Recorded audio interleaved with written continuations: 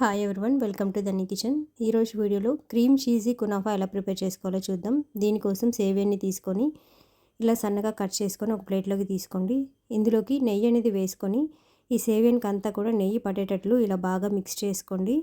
మొత్తం అంతా కూడా నేను చూపిస్తున్నట్లు చేతి ఇలా ప్రెస్ చేస్తూ ఉన్నారంటే నెయ్యి అంతా కూడా ఈ సేవియానికి బాగా పడుతుంది. ఇలా మిక్స్ చేసుకున్న తర్వాత ఇది పక్కన పెట్టుకోండి. ఇప్పుడు కడాయి తీసుకొని అందులోకి కాచి చల్లార్చుకున్న పాలను వేసుకోండి. కార్న్ఫ్లోర్, కండెన్స్డ్ మిల్క్ కొద్దిగా యాడ్ చేసుకోండి.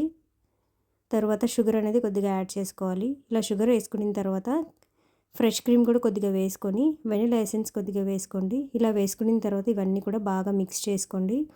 ఇలా మిక్స్ చేసుకున్న తర్వాత ఇప్పుడు స్టవ్ ఆన్ చేసుకొని స్టవ్ పైన పెట్టుకోండి. ఇలా స్టవ్ పైన పెట్టిన తర్వాత ఇలా మూవ్ చేస్తూ ఉన్నారంటే ఇదంతా కూడా ఉండలు కట్టకుండా క్రీమ్ లాగా వచ్చేస్తుంది. ఇదంతా కూడా ఇలా మూవ్ చేస్తూ ఉండండి. ఒక 5 మినిట్స్ ఉడికించుకున్నారంటే ఇలా దగ్గర పడిపోయి క్రీమీగా వచ్చేస్తుంది. ఇదంతా కూడా ఇలా వచ్చిన తర్వాత ఇప్పుడు స్టవ్ ఆఫ్ చేసుకొని పక్కన పెట్టేసుకోండి. ఇది చల్లారేంత వరకు కూడా ఇలా మూవ్ చేస్తూ ఉన్నామంటే ఉండలు కట్టకుండా స్మూత్గా అలానే ఉంటుంది. ఇప్పుడు స్టవ్ పైన గిన్నె పెట్టుకొని 1/2 కప్ షుగర్, 1/2 కప్ వాటర్ అనేది పోసుకొని షుగర్ సిరప్ అనేది రెడీ చేసుకోవాలి. ఇలా మూవ్ చేస్తూ ఉన్నారంటే చక్కెర అంతా కూడా కరిగిపోయి ఇలా వచ్చేస్తుంది. ఇప్పుడు ఇందులోకి కుంకుమ పువ్వు కొద్దిగా యాడ్ చేసుకోండి.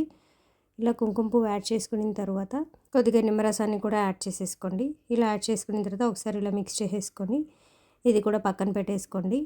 ఇప్పుడు ఈ కునాఫా ప్రిపరేషన్ కోసం ఏదైనా ఒక గిన్నెని కానీ ఇలా కేక్ ప్రిపేర్ చేసుకుని కేక్ మౌల్డ్ కానీ తీసుకొని బటర్ అనేది కంప్లీట్గా నేను చూపిస్తున్నట్టు అప్లై చేసేసుకోండి. ఇలా అప్లై చేసుకున్న తర్వాత మనం ఫ్రై చేసుకున్న సేవియాని కూడా ఇందులోకి నేను చూపిస్తున్నట్లు కొద్దిగా వేసుకొని ఈ షేప్లోకి సెట్ చేసేసుకోవాలి. ఇలా మొత్తం అంతా కూడా సెట్ చేసుకున్న తర్వాత నేను చూపిస్తున్నట్లు ఇలా ప్రెస్ చేశారంటే సేవియన్ అంతా కూడా ఈ కేక్ మౌల్డ్కి బాగా అంటుకుపోతుంది. సపరేట్గా రాకుండా అంతా కూడా నీట్గా సెట్ అయిపోతుంది. ఇలా అంతా కూడా ప్రెస్ చేసుకున్న తర్వాత మనం ప్రిపేర్ చేసుకున్న క్రీమ్ అంతా కూడా ఈ సేవియన్ పైన వేసేసుకోండి. ఇలా మొత్తం వేసుకున్న తర్వాత అంతా కూడా ఈ క్రీమ్ని స్ప్రెడ్ చేసుకోవాలి.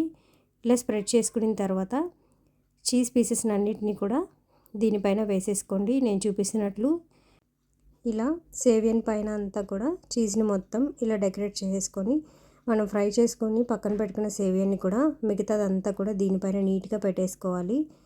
ఇలా మొత్తం అంతా కూడా వేసేసుకున్న తర్వాత నీట్గా ఇలా ప్రెస్ చేసుకోండి. సపరేట్గా అయిపోకుండా నీట్గా సెట్ అయిపోతుంది. ఇలా అంతా కూడా నీట్గా సెట్ చేసేసుకోండి.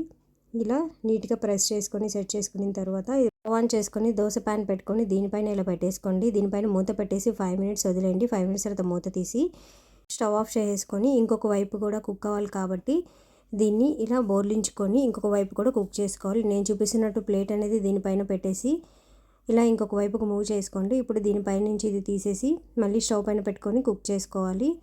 ఇలా ప్లేట్లోకి సపరేట్గా తీసుకున్నాం కదా. ఇప్పుడు ప్యాన్ పైన బటర్ అనేది వేసుకోండి. బటర్ వేసుకున్న తర్వాత అది కరిగిపోయాక ఇప్పుడు ఇది ఇంకొక వైపుకి ప్లేట్లోంచి తీసేసుకొని నీట్గా ఇలా సెట్ చేసేసుకోండి. ఒక 3 నిమిషాల తర్వాత స్టవ్ ఆఫ్ చేసుకొని ప్లేట్లోకి తీసుకొని దీనిపైన మనం ప్రిపేర్ చేసుకున్న షుగర్ సిరప్ని అంతా కూడా నేను చూపిస్తున్నట్లు వేసేసుకోండి. ఇలా సిరప్ అంతా వేసేసుకున్న తర్వాత పిస్తా పప్పులతో ఇలా నీట్గా డెకరేట్ చేసేసుకోవడమే. కునాఫా అయితే రెడీ అయిపోయింది ఫ్రెండ్స్. ఈ వీడియో మీకు నచ్చినట్లయితే please to like and subscribe. Thank you for watching.